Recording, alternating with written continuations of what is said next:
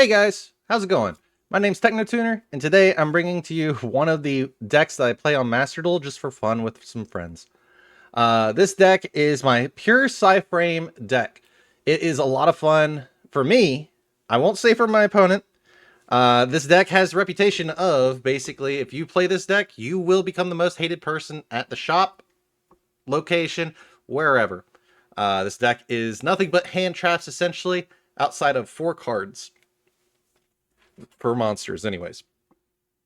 This deck can do a lot of things such as interrupt your opponent and set up some kind of crazy boards. This is nothing meta breaking, I will say that much for sure. It is just more of an annoying hand trap deck that can cause your opponent a lot of dismay, but at the same time be very funny when you're trying to interact with your opponent. It's just basically the deck of nope.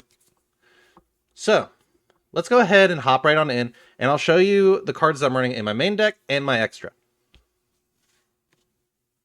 So, for my main deck, I am currently running 3 PsyFrame Driver. He is a main component of this deck because to summon one of the PsyFrame effect monsters, you actually need to be able to summon him or PsyFrame Multi-Threader from your deck. He's also just a 2500 beater level 6 that can help you get through a lot of things if you cannot actually normal summon a monster. Next, I do have the 3 PsyFrame Alpha. Cannot be normal summoner special. Normal summoner set must be special summoned by a card effect and cannot be special summoned by other ways. When your opponent normal summons or special summons a monster while you control no monsters, you can special summon both this card from your hand and 1 PsyFrame Driver from your deck or graveyard. And if you do, add 1 PsyFrame card from your deck to your hand, except Alpha.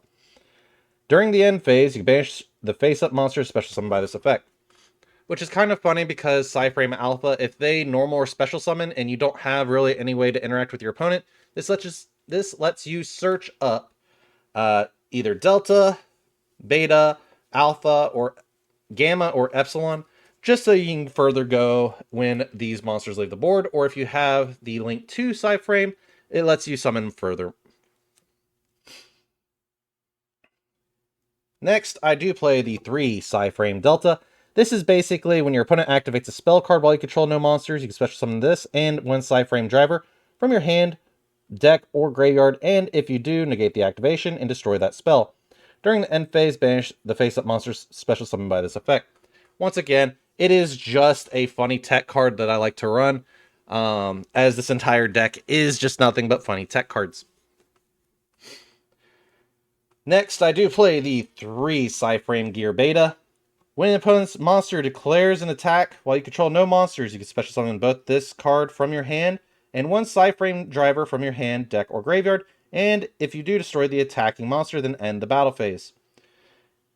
Normal thing is can't be normal summon or set, has to be special summon. That's with all these actual effect monsters for PsyFrames.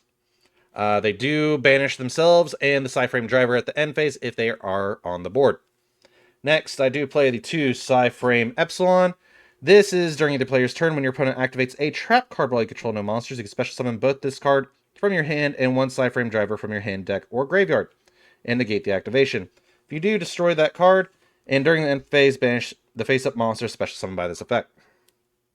I then play the 1 PsyFrame Gamma and the 1 PsyFrame Multi-Threader. PsyFrame Gamma is basically the way to prevent your opponent from activating monster effects while you control no monsters, and then it negates the activation and destroys them after summoning itself and PsyFrame Driver from hand, deck, or graveyard. During the end phase, banish the face-up monster special summoned by this effect. PsyFrame Multi-Threader. This card's name becomes PsyFrame Driver while it is in the hand or graveyard. If a PsyFrame card you control would be destroyed by battle or card effect, you can discard this card instead. If a PsyFrame Tuner is special summoned to your field while this card is in your graveyard, you can special summon this card but banish it when it leaves the field. Which isn't really a bad thing. It just allows you to further extend if you have one of these on your board during your turn when your opponent activates an effect that tries to hinder you. So, that is all the PsyFrames that I play in the actual main deck of this deck. But what about for the rest of the monsters? Well, I play a lot of annoying hand traps, such as 3 Droll and Lockbird.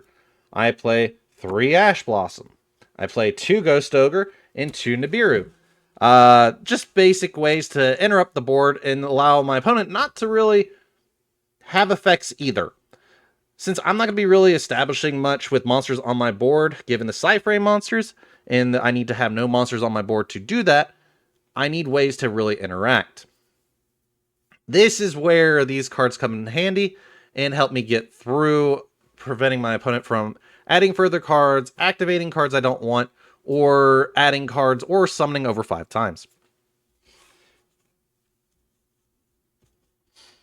Up next, we're going to go right on into the spells. The spells are a little wonky as well. I do play 3 of the field spell PsyFrame circuit. If a PsyFrame monster is special summoned to your side of the field, you can immediately, after this effect resolves, synchro summon 1 synchro monster using PsyFrame monsters you control. At the start of the damage step, if a PsyFrame monster you control battles a opponent's monster, you can discard 1 PsyFrame monster from your hand. The battling monster then gains the attack equal to the discarded monster's attack until the end of this turn. It's great for getting the monsters off the field and allowing you to go into PsyFrame Zeta or PsyFrame Omega, just so you can get interruptions and ways to work further with your opponent and get on their nerves, because this allows you to synchro summon during your opponent's turn. Next, I do play the 3 emergency teleport. It's just a way to quick tutor out one of these guys if I need them on board, so I can either tribute it for a PsyFrame driver or use it for further extension as I need for other cards. I do play the 2 Psychic Field Zone. Select 2 of your 2 removed from play monsters. 1 tuner, 1 psychic non-tuner. Return them to the graveyard and special summon 1 psychic tuner or psychic type synchro monster from your extra deck and face up defense position, whose levels equal the total levels of the return monsters. So if you return both, say, Gamma and Driver, you can get out PsyFrame Lord Omega just because of Psychic Field Zone, while also putting a PsyFrame Driver back into the graveyard as a target for any of the other PsyFrames. Next, I do play the 1 Terraforming to allow the search of one of the 3 PsyFrame circuit, because it is very helpful for the deck. I then play the 1 Call by the Grave and the 1 Pot of Acquisitiveness, allowing me to get 3 of my banished monsters that I want back into my deck, so I can then see about causing further interruptions or annoyances. That's all that I do play for the spells. If you wanted to, you could probably cut the Pot of Acquisitiveness or one of the PsyFrames down lower to run a crossout designator as well, just so you have further interruption. But outside of that, I do have the 3 PsyFrame Overload for the starting of the traps. Once per turn, you can banish 1 PsyFrame monster from your hand or face up from your side of the field, then target 1 card on the field, banish it face down. During either player's turn, when this card except the turn this card was sent to the graveyard, you can banish this card from your graveyard, add 1 PsyFrame card from your deck to your hand, except PsyFrame Overload. This card I probably will cut down to 2, as it is more of a bigger problem to utilize, which will allow me to run 3 Infinite Impermanents to have further hand trap interaction with my opponent. You only really need 2 for this deck, as it doesn't really get popped a lot, and it does not help you in the long run. It helps with dealing with interruptions that you want to get rid of. Up next, I do play the 1 PsyFrame Accelerator. Once per turn, you can pay 500 life points, target 1 PsyFrame monster you control, banish it until your next standby phase. Once per turn, if another face-up PsyFrame card you control leaves the field, you can special summon 1 PsyFrame monster from your hand, which can help you do a lot of different effects and trigger them off. Then, finally, I play the 1 Psychic Overload. Select 3 Psychic-type monsters in your graveyard, return them into the deck, and draw 2 cards. So if you really, really, really need to get some Psychics, such as your hand trap ones, so for the PsyFrames, that you've been using for synchroing, into the deck to draw 2, this is the card that'll allow you to do so. It's great for recursion, allows you to get some extra card advantage. Now, for the extra deck, it is not all 15 cards, which you can edit at any point, but it is still a lot of fun to utilize and to use as in total. Now, one card that I cannot play in this deck, but I do include, because I was running Waking the Dragon as one of the traps eventually in the older build, was Mind Castling. Mind Castling is a funny deck to run, or funny card to run. It allows you to target one monster that is face up that your opponent controls, switch control of that monster in this card. If this synchro summon card is sent to the graveyard, target one face up monster on each field, switch control between those monsters. So what you could do is swap between this and a higher attack monster, swing into Mind Castling on your opponent's turn during your turn's battle phase, kill the Mind Castling, then swap that monster with another one on your opponent's board. That monster will then be able to attack during that step. Next, I do play the 3 PsyFrame Zeta. It is just our level 7 target for the deck for most PsyFrames, and it's a lot of fun to utilize. Once per turn during either player's turn, so as a quick effect, you can special summon one monster from... you can target one special summon monster your opponent controls in face-up attack position, banish both that monster and this card from the field, but return them in your next standby phase. If this card is in your graveyard, you can target one other PsyFrame card in your graveyard, return this card to the extra deck, and if you do, add that target to your hand. This is a great way if you want to get PsyFrame Omega back into the extra deck, or if you just want to get one of your other PsyFrames back into your hand to recur. I do next play the 1 PsyFrame Lord Omega. He's a great way to recur any of the banished cards. Also, he's a good hand grip and a 2800 attacker. Next, I do play 2 Thought Ruler Archfiend. If this card destroys a monster by battle and sends it to the graveyard, gain life points equal to that monster's original attack in the graveyard. When a spell or trap card is activated that targets one psychic monster and no other cards, quick effect, you can pay 1,000 life points to negate the activation if you do destroy that card. Which is actually pretty nice to use, especially in older formats such as Edison, but this deck does not fit into that category. But it is a lot fun in, say, Scrub League events, which are a lot lower tier stuff. That's all the synchros I currently have. If I were to run additional, it would probably be some of the new cards from Duelist Advance, let alone some ways to get into higher level monsters or allow me to get into lower level monsters. Up next, since we're playing a lot of lights, I do play the 1 Lina the Light Charmer, Lustrous.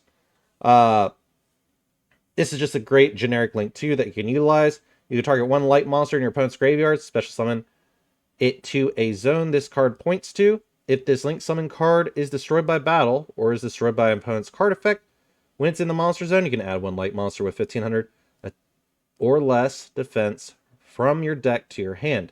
So it's a great way just to get into your PsyFrames. Next, I do play 2 PsyFrame Lord Lambda. This card is basically the best part of the PsyFrame deck, which allows you to keep going up the chain. It also doesn't require 2 or any PsyFrames to really summon this card. It just requires 2 monsters except tokens. You can activate the effects of PsyFrame gear monsters in your hand even while you control a monster, which basically turns your entire deck online. If a face-up psychic monster you control is banished face-up while you control this monster, you can activate this effect. During the end phase of this turn, add 1 PsyFrame card from your deck to your hand. You can only use the effect of PsyFrame Lord Lambda once per turn. Once again, this card is a great way of just getting you access, then being able to activate more than 1 PsyFrame monster effect per turn, since you would control a monster. That is basically all for the deck that I have for you guys here today. I hope you did enjoy it. This deck can do a lot of dumb things and dumb combos. It can negate a lot of stuff for sure. But it is a lot of fun for the people that are playing the deck. Outside of that, I hope you all enjoyed today's video. And if you did, go ahead and hit that like and subscribe. I do pay attention to y'all's comments. I do try to answer them and take into consideration everything that is said in them. Either way, guys, I hope you have a great one, and I'll see you in the next video. Is it okay if I'm to say I'm catching feelings from all the dealings? Am I astray? What do you say? How are you feeling? Is it the same?